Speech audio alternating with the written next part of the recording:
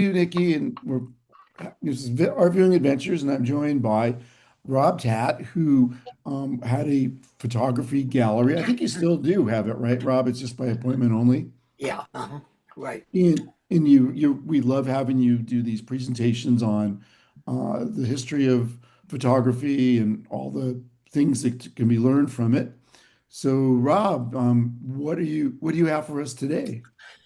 Well, today we're going to talk about photographic modernism and the new vision.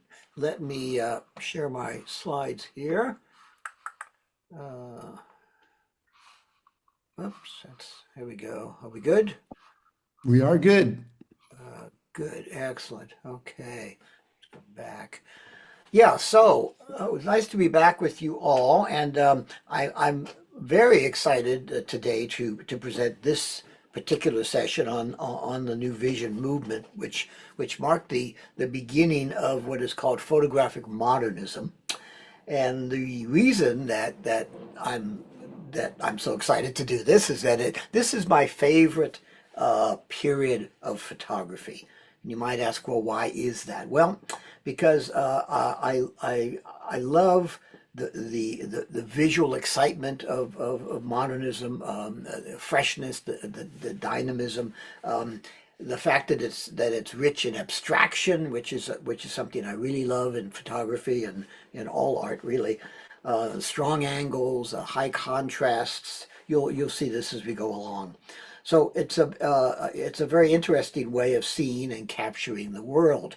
But beyond that, I strongly believe that photographic modernism is the movement in photography, the moment, if you will, where photography finds its own unique voice and true voice, which separates it from all the rest of the other styles of photography. We'll talk about that as we go along. So let's get started. So the New Vision movement begins in the 1920s, and it's really a complete rethinking of what photography could be. Instead of copying older styles, photographers began to embrace the camera as a modern and technological tool. And in doing so, it helped define visual culture in the early 20th century. The new vision sought to develop a new visual language, a language of reduction, geometrics, and simplification. And further, the new vision artists believed that photography could actually change the way we see the world. And as I mentioned, the main idea that I want to explore with you today is that with the rise of the new vision and what we now call photographic modernism, photography really finds its own unique, clear voice. Uh, it stops trying to imitate painting or other art forms, and instead it starts creating images that could only be made with a camera. So, with the advent of modernism, photography begins to utilize the essence of the medium, and that is, of course, light. And it starts to use light to create images that are uniquely photographic. For the first time, photographers began to use light as a means of creation in its own right, in the same way as color is used in painting or sound is used in music. For the first time, light isn't just something that helps you make a photograph. It becomes the subject and the creative tool itself. Now, photography's power to transform light into art through technology made it the quintessential medium of the 20th century. And the New Vision photographers, including Laszlo Moholy-Nagy and others that we'll see, were especially interested in this idea, working directly with light as this almost intangible and yet very powerful material.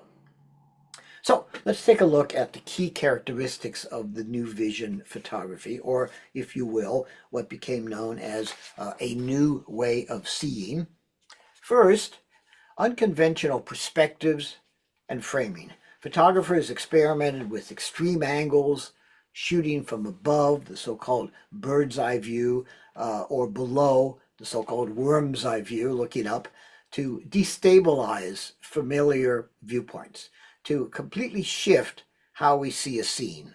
So suddenly, everyday moments felt dynamic and even abstract. And a common street scene, such as you see here by Umbo, photographer Umbo, becomes a dramatic, dynamic image, even though you're looking down at really nothing in particular going on. A second, close-ups and cropping. Rather than presenting complete, balanced compositions, the new vision images often isolate fragments of objects, scenes, or subjects, such as you see here in this portrait by John Gutmann. Again, this emphasis on detail challenged viewers to see familiar things in a new way, in an unfamiliar way.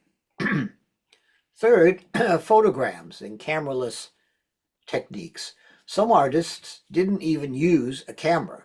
They created images by placing objects directly onto light-sensitive paper and creating what is known as photograms, and that is what you see here in this piece by Kepesh, where he's placed these objects directly onto the photographic paper and exposed it.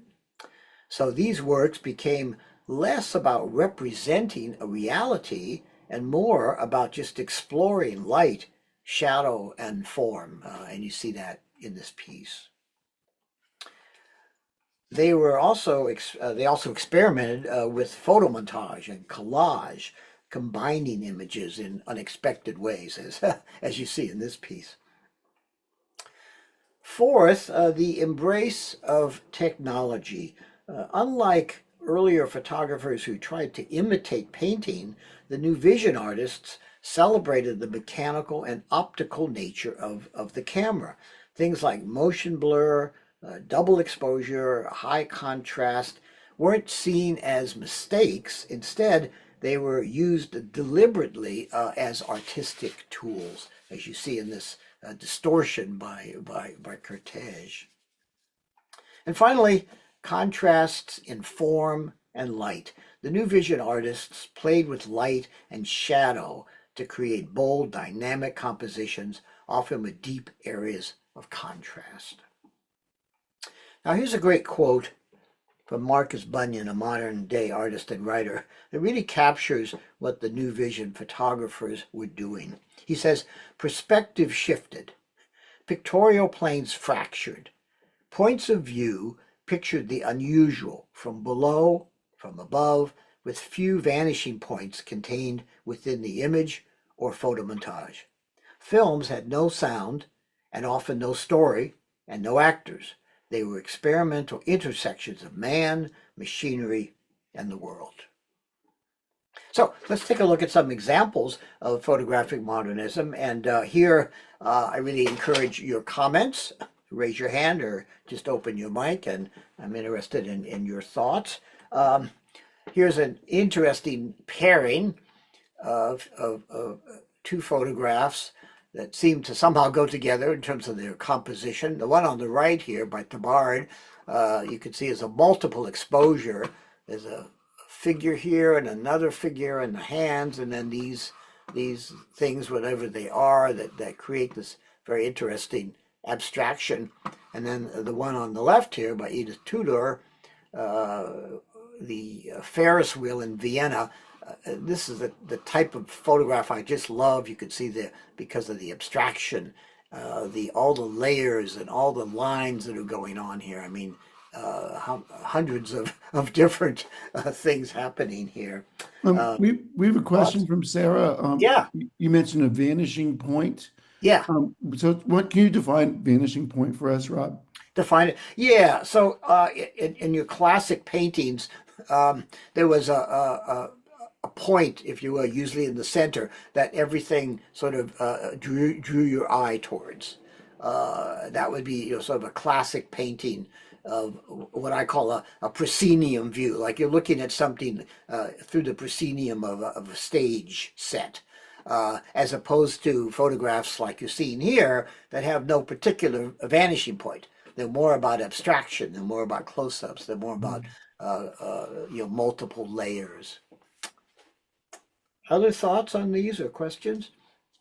They're both just fascinating images. There's just so much detail, and you kind of get pulled in thinking, well, what am I really looking at? What perspective am I taking? Yeah, Also, exactly. great contrast between light and dark. Those are things that I noticed, Rob.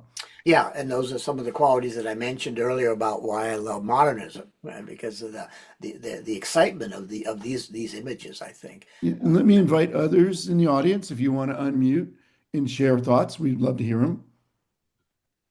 You can also type them in the chat if you prefer. Okay, if not, we'll Well, move on. Go ahead. I see the one, Rob, on the right, Yeah, very surreal compared with the one on the left. I don't see them having, obviously the subject matter is different, but I think they're very different approaches to me. absolutely. Yeah, yeah, absolutely. Yeah, no, I just thought they were an interesting pairing visually, but they're very different photographs, no question, and very different styles. Yeah. Anybody else? Other thoughts? Yeah. Okay, well, we got other pictures to look at, so we'll move along here. So here's a pairing of the bird's eye view, the worm's eye view. So the bird's eye view, as we saw in the previous photograph by Umbo, looking down, in this case, on a street, and the worm's eye view by Ralph Steiner, looking up at these skyscrapers in New York City, and using the distortion of a wide angle lens again to create an interesting image. So in previous times, distortion would have been considered a bad thing. Here, it's being used to create a very interesting image. So thoughts about these? Uh, Well, one thing go ahead, Alan. Rob, one question. When I think of this period, I think of mostly black and white. But Yeah. wasn't color actually available? Is it just that very few people use color photography, or?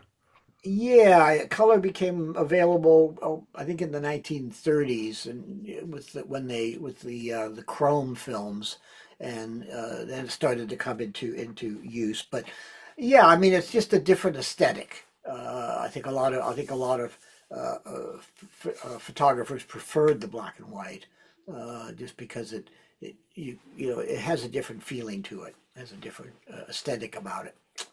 I personally do. I think when you look at a black and white photograph, your mind fills in the color, and creates the image. You participate more in it. Yeah, especially in both of these, right? Where like we're seeing these shadows, but the shadows look like their own figures.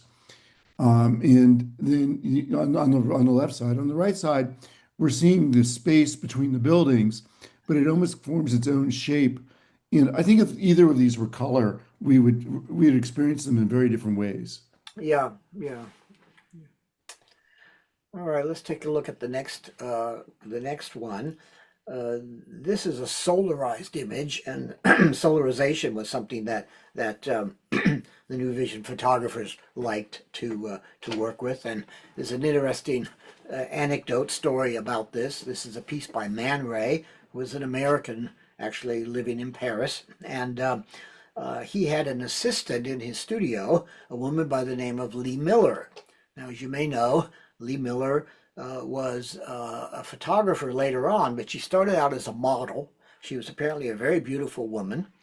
She worked with Man Ray to learn photography, and then later on became a very well-known photographer in her own right, and in fact was a war photographer during World War II.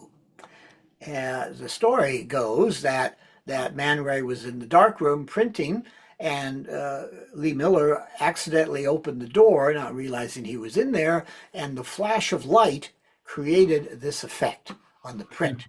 And they called it solarization, and they liked it so much that they started doing it on purpose, and again to various images. And so that's the story of how it came about. How do you react to this?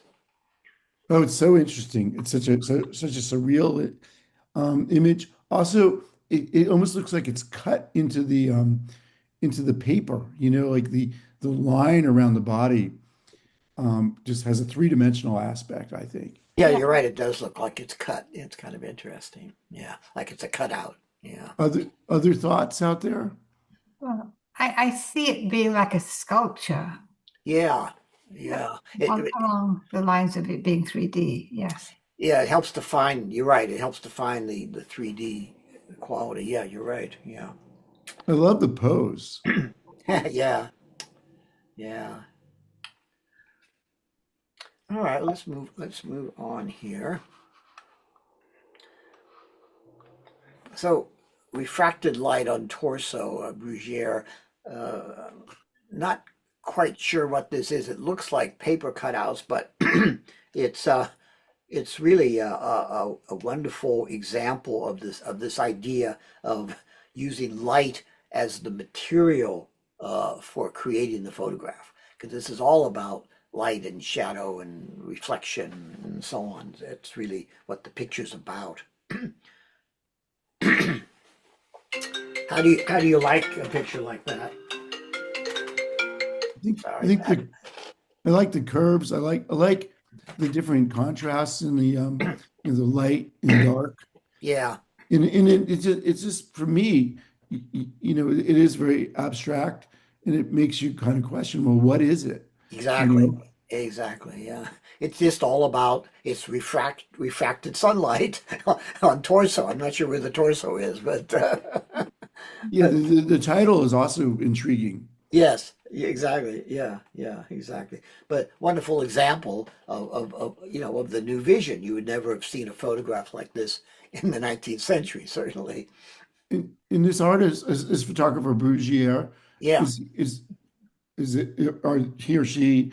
Are they in New York? Are they in Europe? It's a he. I think American, but I'm not sure where they were from. But it just went by the one name and Okay, consistently did so wonderful work. Yeah. this movement is happening in all over the world. Is that right? Yeah. Yes. Yes. Starts in Europe. Starts in Europe, and we'll talk about that in a minute. But yeah. But it yes, it does. It spreads. Yeah. So the next pairing, these are Czech photographs, and I love Czech photography.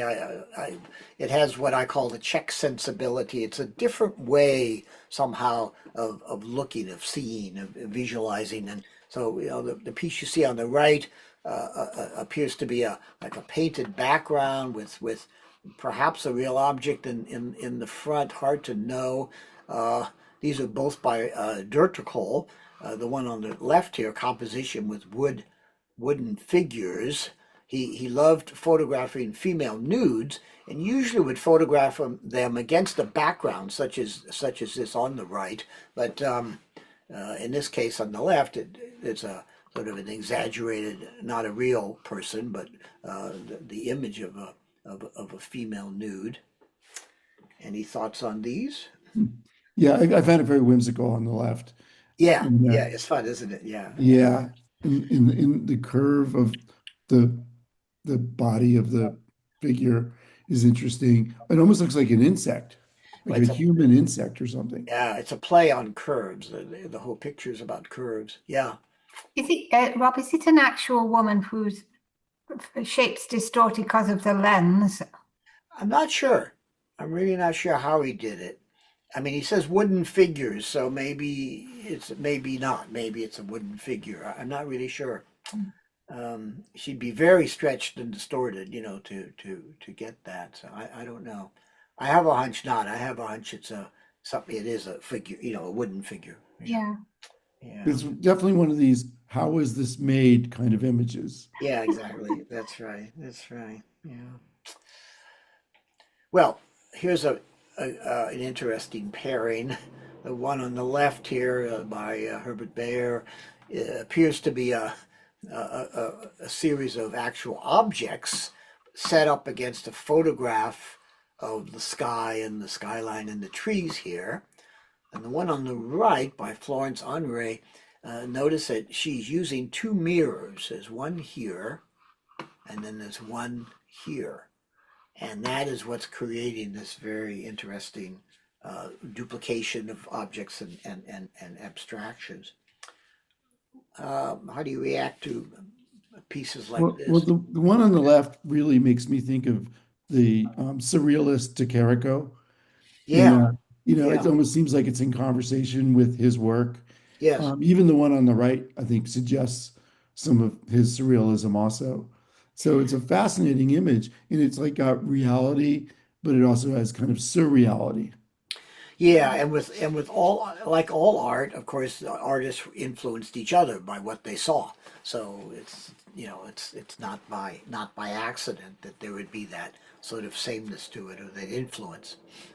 It's like these geometric figures are contrasted with a scene from nature. Yeah, hmm. And the contrast is so extreme. Like what are these things doing there? Yeah. And the one on the right, I think it's this really interesting use of the mirror and all the geometric forms and the Yeah, lines, yeah, Mm. diagonals. yeah. Other thoughts from folks? Okay, well, one more pairing here, actually a couple more. Um, these are montages, which were, as I mentioned, were uh, popular style, popular way of working. The one on the left appears to be cutouts of different photographs collaged together in a more traditional way that collages were made. But the one on the right is a photographic collage done in the darkroom uh, with this figure repeated and then inserted into the hand and the fingers. Uh, kind of a really creepy kind of a photograph. But how do you react to it? I mean, it's a fascinating juxtaposition of images, Yeah, and especially like I think the smoke coming out of the cigarette and and then kind of implying war, I think, right? it almost seems like the whole thing is coming out of the smoke. Yeah. Smoke moves into yeah, And I find it interesting that it's from 1930 in the period between the two world wars. yeah, And it yes, does seem to be, and the man is in chains. So, like, what is that telling us? yeah, The woman in the top she's looking up at I guess, what are those blimps or something, and she looks worried. She looks concerned about what is happening. yeah. And we'll talk a little bit more about that between the wars period in a little bit. It Um, seems like it's making a statement. And the one on the right, and more surrealism, really interesting image. I love the way that it's kind of doubling the image of the nude. And the nude is inside of a hand of some sort. right. And it's a little hard to tell how it was put together. If this is a cutout or if it was done in the. It looks to me like it's a cutout, but it could have been partially done in the dark room. It's really hard to tell. But Both of these images, I defy AI to come up with anything this interesting. You know, AI can't do that. well, maybe not yet, but Let's next hope week. not. Is the word photo montage meaning like a collage made of photos, or is it different from a collage? No, it's really what it means. Photo montage. Yeah. Montaging meaning putting together you Mm. know multiple pieces. But they've been put together in a way, especially the one on the left, well, both of them, where you can't really tell. Like you don't see, maybe if you were looking at the actual object, you would see that these are cut out images. Mm. But it's been done in such an intricate way. Yes. Yeah. Okay, well, let's move along. Uh, final pairing here to show you the abstraction and distortion. In this case, Andre Cortez, who loved doing these distortions of female nudes. He did many of them. And the one on the left I particularly like by Paul Strand, American photographer, and uh, it's a wonderful example of what I call the play of light, which I'm just fascinated with. I love the play of light in a photograph, and that's all that's going on here. It's a picture of a tabletop, probably on a porch with maybe this is a porch railing or something throwing this shadow, and he has cropped it, framed it in such a way that it gives us this image.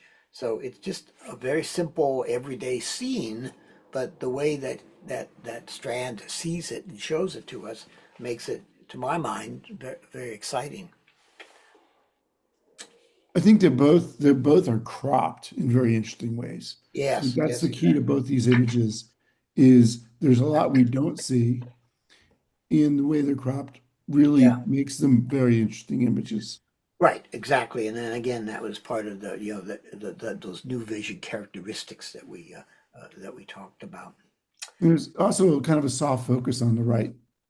That's Yeah, yes, interesting. exactly. And because it's a, I don't know what his technique was for doing this.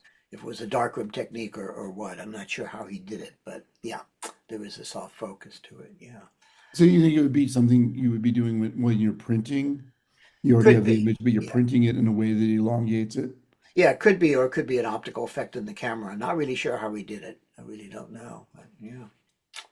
Okay, well, let's move on. It's important to note that the development of the smaller camera, the handheld camera, portable handheld camera, is what made this type of experimentation, this type of work that we've just looked at, possible. Without the restrictions of heavy cameras requiring tripods and other more cumbersome camera designs, photographers could move freely and quickly to capture new angles, finding unusual views and perspectives, as we've seen. And here are pictured are two early Leica cameras. Leica was the first handheld 35 millimeter camera, so that enabled this kind of portability. And it is still the preferred camera of many modern photographers. It certainly is the standard of excellence. So moving on, we could ask, how did the New Vision movement emerge? Well, it developed during World War II, during a time of rapid, after World War One. I'm sorry, after World War One, during a time of rapid industrial growth and urban expansion and technological change. Across Europe, people were questioning traditional values, and artists sought new ways to express the speed and the fragmentation of modern life. Photography, which was still a relatively young medium, became the perfect tool for experimentation, the exploration of abstraction, of unusual perspectives, and the interplay of light that we've seen was influenced by broader art movements like constructivism and Dadaism, as Rodney was referring to. I've got a question about Yeah, one of the images on the last slide. yeah, The one on the left, Charles Sheeler, yeah. he was also a painter. That's He right. painted a lot of industrial scenes. His, So I and his, didn't realize he was both yeah, a painter and a yeah. photographer. His paintings look just like the photographs. They were, very, very, uh, realism. Yeah, yeah. No, you're right. Yeah, they look. There's a painting that's very, very similar to that. But he was a photographer. Yeah, he was both. Is that common that there are people who are both? No, I think it's very uncommon. Yeah, Okay, well, yeah. good for him. Yeah. Although I have to tell you that many photographers learned the craft of visualizing by studying painting, and that's how many of them honed their craft, their ability to see something. So okay, well, moving on. One of the most important artists behind the New Vision was this man, Laszlo Moholy-Nagy. He taught at the Bauhaus, the influential German art school that existed between the wars from 1919 to 1933. And the school aimed to unite fine art with functional design. And you see that here in the lower right, a photograph of the furniture. Moholy saw the camera as a tool for discovering what he called a new way of seeing, which is where the term the new vision comes from. For him, photography wasn't just about capturing the world, it was about transforming how we perceive it. Let me repeat that. Photography was not just about capturing the world, but transforming the way we perceive it. He saw photography as both incredibly expressive and central to modern consciousness, and as such, it could be used to expand human vision beyond our natural limitations. And two very intriguing examples here of his work. The one on the left, photogram, I think, and the one on the right, a very exciting aerial bird's eye view, if you will. Moholy also talked about a kind of new objectivity, as he called it, where photographers would use the camera to examine and capture a simple truth without any aesthetic purpose in mind from unexpected vantage points and with intentionality, where the photographer as artist makes more active choices.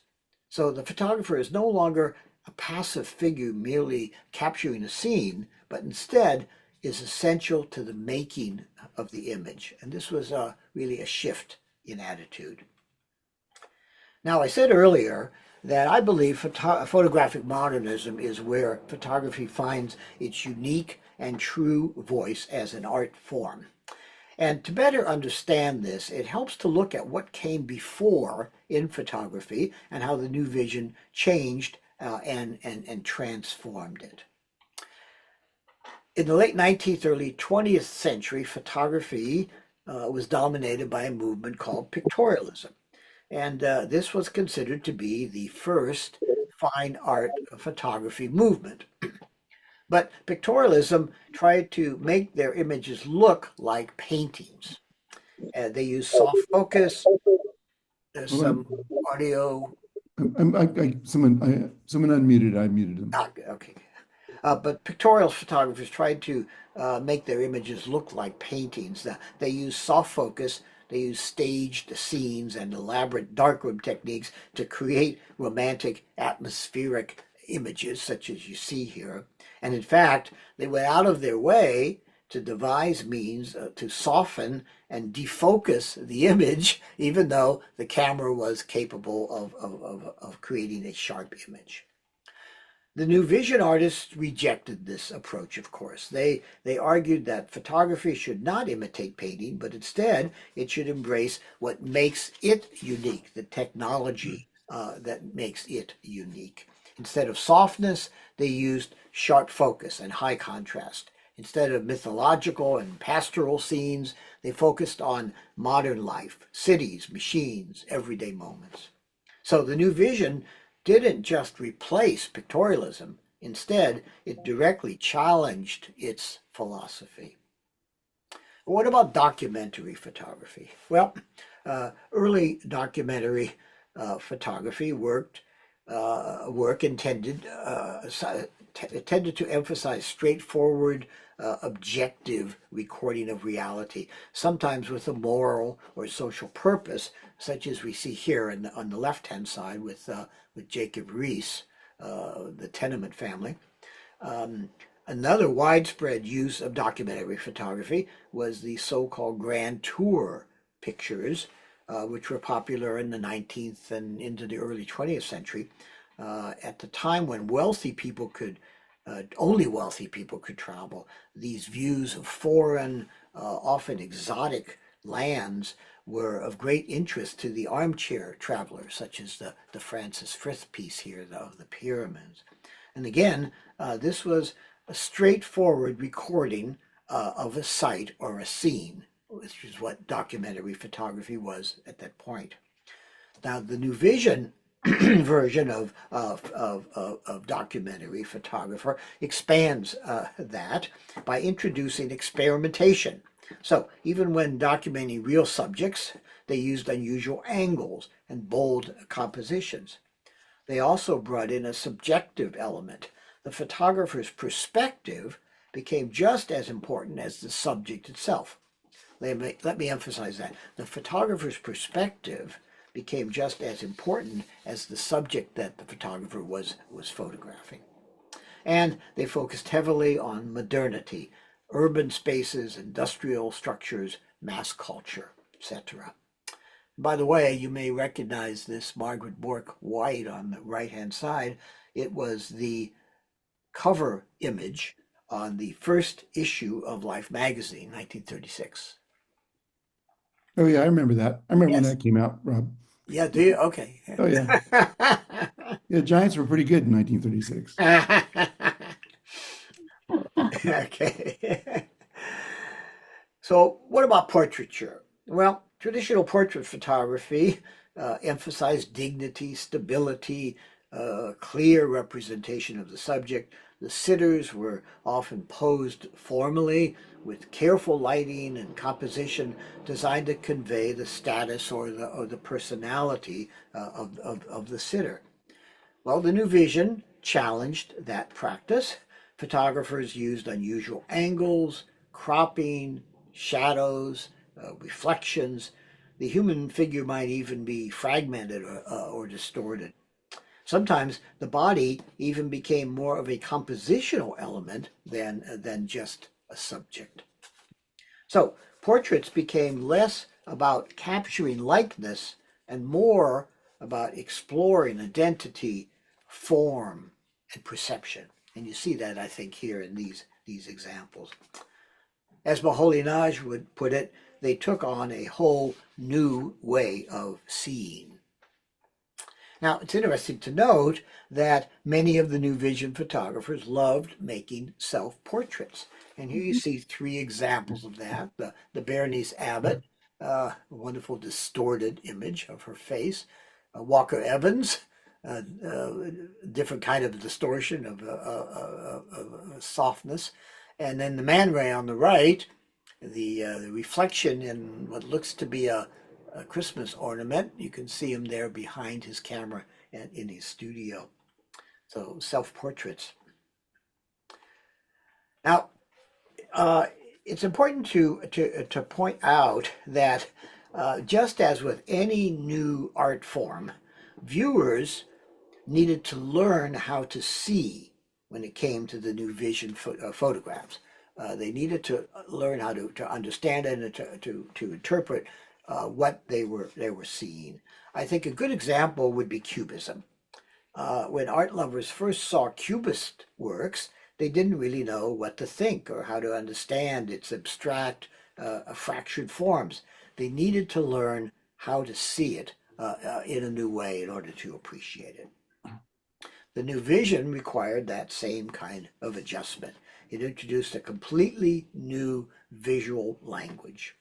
And for Moholy-Nagy and others, this wasn't just a new style, it was an entirely new way of thinking. He believed photography was a powerful medium that could both express and transform the modern world. And it was capable of creating an objective vision of reality, one that could be understood across cultures and social classes. As he put it in this quote, the new vision considered photography to be an autonomous artistic practice with its own laws of composition and lighting, through which the lens of the camera becomes a second eye for looking at the world. For the new vision artists, photography changed everything. And we could make the argument it still does today. With the advent of the smartphone, where everyone carries a camera in their pocket, the idea that photography shapes how we see the world is more true than ever before. Well, finally, some concluding thoughts on the legacy of the new vision. It marked a decisive break from earlier traditions, and it established photography as a distinctly modern art form. Through experimentation with perspective, light, composition, the new vision photographers expanded the boundaries of visual expression. It rejected imitation, reimagined documentary and portraiture, and introduced a whole new way of seeing. Its legacy is the idea that photography isn't just about recording reality, but a means of transforming how we experience it. And that influence is still with us today as it continues to shape photography and visual culture. So I hope you can see why I find photographic modernism to be such an exciting movement in photography, and why I believe that it is where photography finds its unique and true voice, separating it from other art forms and mediums and styles. With the advent of modernism, photography became truly a new vision. Now, that's the end of my formal presentation, but I have a series of photographs that we have seen already that we didn't have a chance to talk about. So we can go through and talk about these. First of all, any questions on what we've covered? One question. So I know, like in the art world, Impressionism now, is a big force, but at the time, it seemed like it was restricted to the, small amount of avant-garde, not widely accepted. Right. What about modernism in photography at the time? I would say probably the same. It probably took a while for it to catch on. Um, as I said, it was difficult for people to understand Mhm. initially. And here's a great example of that. They see a photograph like this, a surreal photograph. Um, a lot of people would say, "Well, what the heck is going on here?" So I have a hunch that it was that I think I have a hunch it was a similar situation, Alan. Yeah. But the acquired taste that then became more popular. But I think you can see how through my examples, how it changed photography. I mean, how it changed how people see things and how people uh, uh, captured images.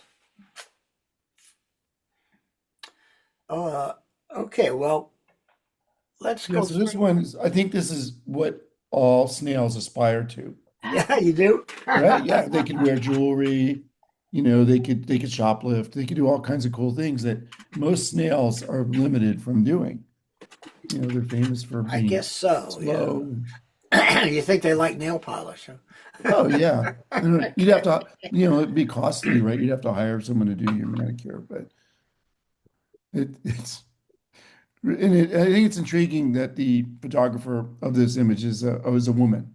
Yeah, Dora Maar. She's a fascinating figure, a surrealist, kind of very what's the word? She was sort of antisocial and kind of hid from people all the time. But She wanted to come out of her shell. she did beautiful things. Yes, yes. Wasn't she one of Picasso's lovers? Possibly, It's yeah. That could be. Yeah, she's definitely in the same period. Well, In I mean, who Paris could at the blame her time. for wanting to be in a shell then, right? Yeah. So, but she did one. She did. These are photo montages, I believe, is how she created these So images. what's the legacy of today from this modernist movement that began so long ago now? I'm sorry. Say again. Anna? What would you say the legacy today is from this movement that began so long ago? Well, I think pretty much all photography. In other words, you see the elements of abstraction and use of negative space, positive space, all that type of thing emphasized in a lot of photographs today. I mean, just look at the photographs in the good news photography, say in the New York Times. The compositions are so modern compared to the traditional news photography of say the 40s or even the 50s. They're much more creative, and people are able to see that, I think, and appreciate it and understand what the pictures are about. So I really think you see it in pretty much all photography today, even traditional work like portraiture and so on. I was kind of wondering while you were presenting, Rob, about the connection between this and someone like a Nam June Paik, the Fluxus, very avant-garde works of the 1960s, Yoko Ono. These are people like, Nam June Paik is taking televisions and doing all kinds of things with that medium that no one really expected. Yeah. Yeah, I mean, and that's obviously that's a whole nother dynamic to that. But again, I mean, if like- as I said, people needed to learn how to see this, and having learned how to see this and appreciate it, then I think it opened up the opportunity for someone like him to take it to the next step using video and so on and so forth. So each step along the way creates the possibility of the next thing to come let's move to the next one here. This is one we saw before, and it's a photogram. Man Ray called them rayographs, but basically a photogram where he's laying objects onto a piece of photographic paper and then exposing it to light. So there's no camera involved. It's cameraless photography, and they're one of a kind because there's no negative, so it cannot be replicated. It's purely about experimental form. You don't know what you're going to get until you develop and print. Uh, you lay the objects on there and you expose it to light, and it either works or it doesn't. So it's very experimental. Mm. This That's a one great I think image. works wonderfully, to my mind. Yeah. I love the title. Yeah, well, that's and again, a rayograph is what he called photograms. So it's generic. He's not. It doesn't really have a title. He's just calling it, a photogram or a rayograph, if you will. So, yeah, One thing that's sort of funny about this is, um, I mean, having been a photographer, and I'm going to guess now, it feels like the circle is rising above the rest of it. Whereas I think when in the actual process of it, that was probably on the paper, and the other stuff was actually above that, and fainter as a result. Not sure yeah, about that, but that's sort of what I'm thinking right now. yeah. Hard to know because if you think about objects being laid onto paper, how do you lay this? Oops, how do you lay? What happened here? I'm sorry. We went back to the beginning, I think. Um, here we go. How do you lay the circle on top of the what looks like the spring behind it or whatever it is, yeah, it's kind of intriguing. Yeah, you're right. Totally. It's like this, it's another one of these great how is this made Yeah, kind of yeah. art experiences. And you could lay a series of objects on top of, if you could imagine stacking them, onto the paper. But yeah, this is a picture I really love, Maholi Naj.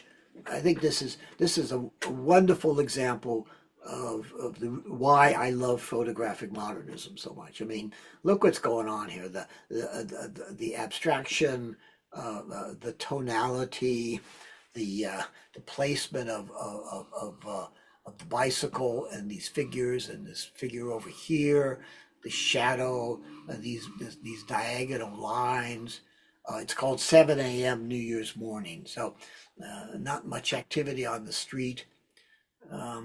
A second earlier or a second later, it would have been an entirely different photograph, right? Or if it was a car instead of a bicycle. Yeah, yeah, We see this is like just more proof how great bicycles are. yeah. There you go.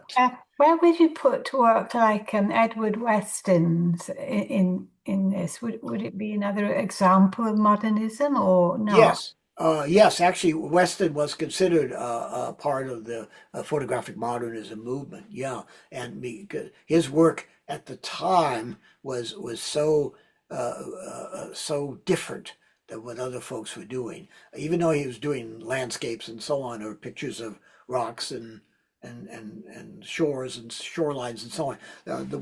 The way he visualized, his if you look at his dunes pictures, they're Yeah. they're not really a picture of a dune. They're about shape and form, Yeah. and Yeah. so yeah, he definitely fits into that. I don't have anything in the slideshow from him because these are mostly European artists, but yeah, definitely. I love how they how excited they are with shadow. And you get a sense like these people, they want to be up in the morning and then they want to be like ready when the sun's going down. Maybe they take very long siestas, but they love their shadows. They don't have any social life. They didn't go to a New Year's Eve party.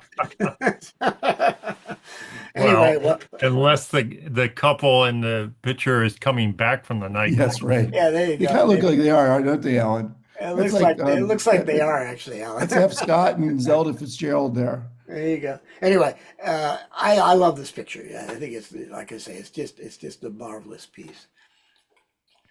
This one we also saw the Audrey Cortege, Eiffel Tower. Again, this is the play of light Mm. and the shadow being thrown and also all the other compositional elements, all these different lines, what they call vectors going on that add different energy to the photograph.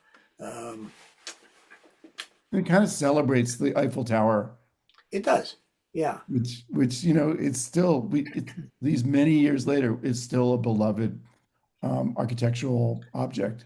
But again, this is a view you never see, right? You never Right. see this view. Uh, and it's very interesting. And I mean, even without the title, I think you know what it is. So, It's so, but again, it's like late it's either early or late and probably late in the day with those long shadows. yeah, yeah, Yeah. I love the shadows from the people too. Yeah. yeah, They're yeah, really yeah. pronounced. So this is like obviously something way over here the shadow's being thrown because you can see the direction of the light is coming this way. But anyway, it's a beautiful photograph. It's really lovely. Uh, this one we saw before, and Rodney commented about the Charles Sheeler. And another Charlie Goldberg would love this picture because of the diagonals. Yeah, yeah, and I do too because of the same reason. Um, when you study composition in art classes and stuff, when they talk about what they call vectors, that where the energy is in the picture, the strong lines that create the energy. So you have these vectors and you have these vectors, and then this the base here with all this stability. Um, it's a beautiful picture, an industrial picture. Got to figure the Beckers loved this photograph. Yeah, well, you see the Beckers, you see the influence that they definitely fit into this as well, even though they're a little bit later. Yeah. Um, again, we saw all of these before, but we didn't get a chance to talk about them. What was the title? Woman with Cards. Yeah.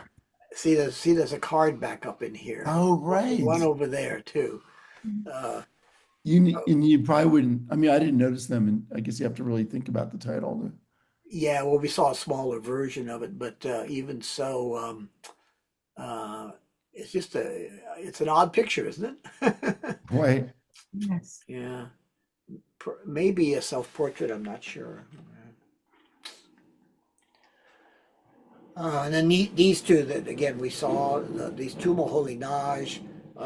This is, I believe, a photogram, layers of photogram, and then this very, very, I think, dynamic bird's eye view of the radio tower Berlin. Again, just all the lines, all the things going on, the circle, this triangular shape. I mean, just all of this stuff. I, this is why I love modernism. I just think it is the most exciting image to look at.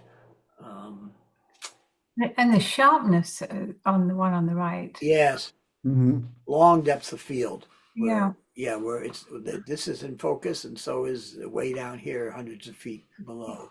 It's, So it, where's the photographer? Like, Well, it's a radio tower, so he's up on the radio tower someplace. ah, So he's at it's the top of he's on the top of the tower.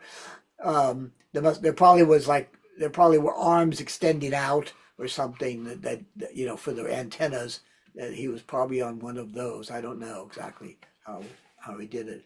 I mean, it wouldn't be a public place. He must have had permission to go up there, he must have been terrified. to make this picture. I would be, yeah, but he got a great picture. And Nikki says, I love the radio tower of Berlin, brings back childhood memories. Is this something you did when you were a child, Nikki? Well, You went my up dad, radio tower? it's funny. My dad worked on the San Bruno radio towers up in Oh, Mount San Oh, Bruno yeah. when I was born. And then 20 years later, I was also in radio and I worked in the same tower, the same building. ah, very And cool. he also helped build the radio tower in Africa during World War II that did the Malta conferences. So Well, he's been a radio guy for like a long time. Did he ever take you up in the tower as a kid?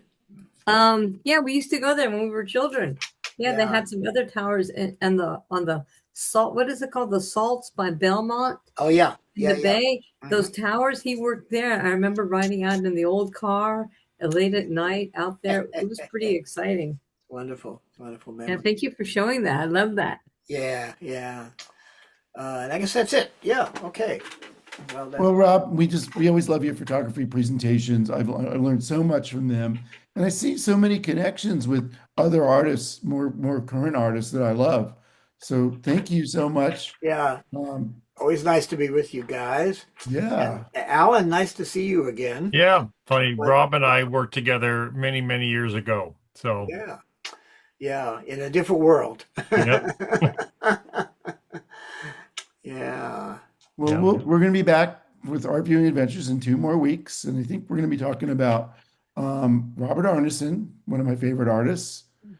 So we'll be back with that. But great having you all, and it's fun to be talking about art with you, Rob, and others. Thanks everyone who contributed and asked questions and gave comments during the show. Yeah. Great. Thank So you all. Nikki, All I'll right. turn it Thanks, back to you. Romney. Yeah, Yeah, take that was care. really, really fun. Thanks so much, Robert. Thank you, Rodney. Thanks, Jennifer. I'm not sure who's on this evening with We think with Richie others. might not be in town. Yeah, so we'll have to wait and see him another time. So don't forget to send in your cards and letters to our supervisors and the mayor about supporting the nonprofits in San Francisco and getting a budget that looks like something that serves the people of San Francisco. Que viva. Go Community Living Campaign. Yep. Okay. All right. See Thanks, everybody everyone. in a couple weeks. Okay, Bye. bye-bye. Bye-bye. Bye. Bye, Jennifer. Thanks, See ya. Jennifer. Bye.